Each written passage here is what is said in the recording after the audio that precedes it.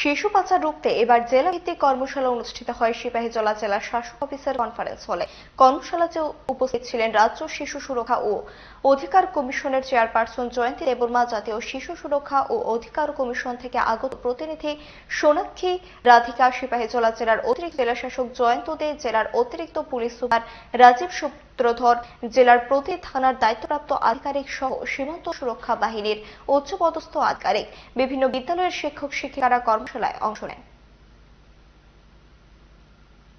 আমরা যদি child labour বা জুভেনাইল জাস্টিস অ্যাক্ট দেখি, less than 18 years, and POCSO Act, less than 18 years.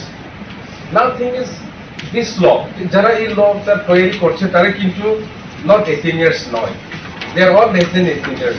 তো কার জন্য ল বানানো হয়েছে? Just think for whom this law is made.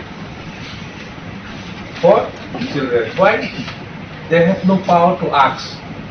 তারা ডিমান্ড করতে পারে না। ওরা যদি ডিমান্ড করতে আসে বলছে না তুমি কিছু জানো না, নো কনসেন্ট, তাদের কোনো সিগনিফিকেন্ট নাই। ল হওয়ার পিছনে contribution of people like us.